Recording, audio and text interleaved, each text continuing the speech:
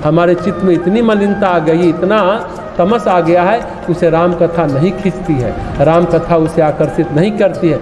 इतना जंग लगा है कि आदमी जाते ही सो जाता है, जाते ही नींद जुराई होई। राम कथा में तो कुछ लोग बातें करने लगते हैं, सारी महिलाएं घर की बात लेकर बैठ जाती है बात करने, किसी लड़की की शादी, कौन किस व्यक्ति का लड़का कहाँ भाग गया, किसके साथ क्या हुआ, पूरी कहानी घर की अड़ोस पड़ोस की कह डालती। कथा सुनाती नहीं, कथा सुनती नहीं, कथा की तरफ ध्यान नहीं जाता। तो गोस्वामी जी कहते हैं इस रामचरितमानस के मानसरोवर में स्नान करना बहुत मुश्किल है। जरता जार विषम हर लागा, तमस का बुखार, तमस का इतना जाड़ा लगता है, इस मानसरोवर में कैसे स्नान करें, इतना ठंड है, इस मानसरोवर में डुबकी कैसे लगाएं, जाड़ा बहुत लगता है, नहीं नहा पाता है, जाने पर भी लाभ नहीं मिलता है, कथा में पहुंच जाने पर भी बात नहीं बनती है, क्योंकि विघ्न आंतरिक है, विघ्न बाहरी नहीं है। इन विघ्नों को दूर करने के लिए मन को साफ करना पड़ेगा।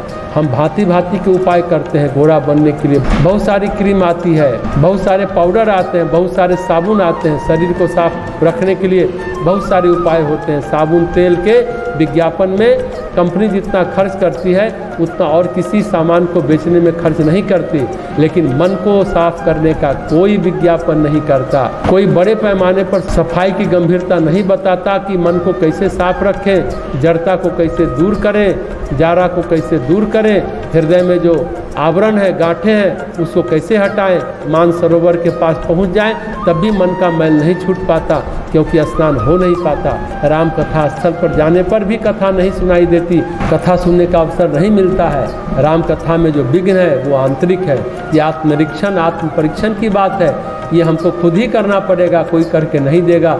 खुद ही ढूंढना पड़ेगा इस तमस को कैसे तोड़ा जाए, प्रकृति का सहयोगी कैसे बना जाए, हमें स्वयं में सोचना पड़ेगा, स्वयं में दूर करना पड़ेगा। श्यामाचरण लाहिड़ी बड़े संत थे, उनके पास शिष्य आते थे, पूछते थे ध्यान की कोई कक्षा बताओ, नई बात बताओ। उन शिष्यों में एक शिष्य थे युक्तेश्वर गिरी, जिन्होंने योगानंद को बाद में दीक्षा दी।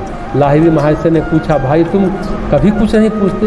महाराज पहले जितना मिला उसे संभाल नहीं पा रहा हूँ, उसके आनंद को संभाल नहीं पा रहा हूँ। बात साफ सुथरी है। अगर एक लाइन में जवाब दिया जाए कि अध्यात्म क्या है, तो मन की सफाई है, मन की धुलाई है, चित्त चिंतन और चेतना की सफाई है। पहले नंबर पर चिंतन है, चिंतन हमारा जितना साफ होगा, चिंतन दृष्टिकोण जितना व्यापक होगा, उतना ही अंदर सफाई के लिए मुड़ेंगे। उसके बाद उस स्वच्छ चिंतन से चित्त को धोएंगे, चिंतन के बाद चित्त स्वच्छ हुआ तब हमारी चेतना स्वच्छ हो पाएगी।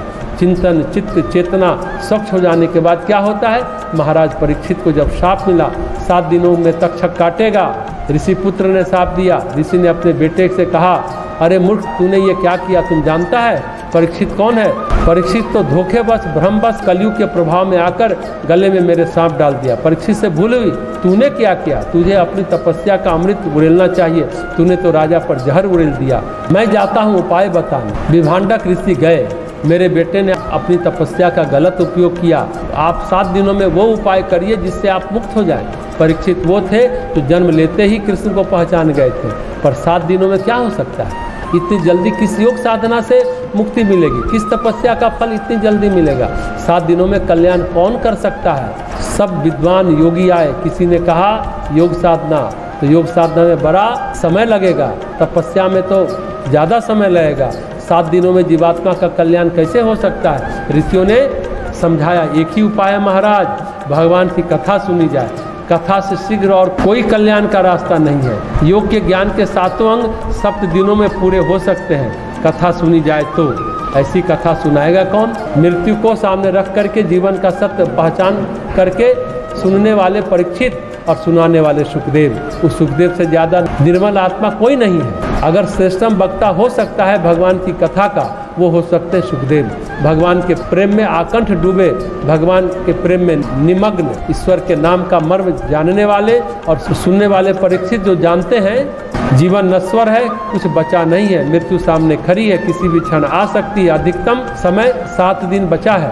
पूरी चेतना उन्होंने समेट ली, पूरा चिंतन उन्होंने समेट लिया, मोह दूर कर लिया, अपने बेटे जन्मेजय का राज तिलक किया और सर्व त्यागी होकर कथा सुनने लगे। ऋषि पुत्र ने शाप दिया, परीक्षित ने वरदान बना ली। भगवान की कथा ऐसी ही है कि शाप भी वरदान बन जाए परीक्षित के लिए, कथा सुनने के लिए। अगर हम कहें राम कथा कहने की योग्यता क्या है, तो सुखदेव जैसी चेतना, और राम कथा सुनने की योग्यता क्या है, तो कहेंगे परीक्षित जैसी चेतना। और ऐसा न हो तो आलसी अहंकारी पहुंच भी जाए तो भी नहीं सुन पाता, सो जाता है। जड़ता का जारा ऐसी जुड़ी यानी बुखार आता है, ऐसा हृदय आवृत हो जाता है, वहाँ जाकर भी उस मानसरोवर में स्नान नहीं कर पाता। बड़ा पुण्य चाहिए, बड़ा तप चाहिए, बड़ा संस्कार चाहिए। एक और मज़ेदार बात है, कोई जप करता है, कोई ध्यान लगाता है, घंटों बैठता है और शरीर और मन के विकारों के कारण समझता है कि हमें कोई दिव्य अनुभूति हो रही है। बात समझ में नहीं आती। कहीं ध्यान में नीला प्रकाश तो लाल तारा गुजर गया तो कोई प्रकाश कौन गई, ये बात ध्यान जबकि प्रारंभिक अनुभूति में आपको होगी।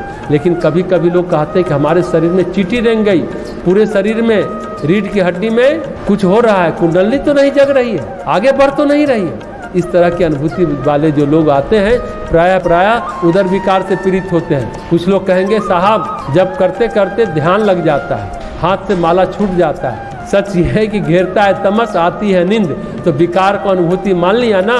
ऐसे भी लोग दुनिया में होते हैं। शरीर और मन का विकार अलग चीज़ है और दिव्य अनुभूति अलग चीज़ है।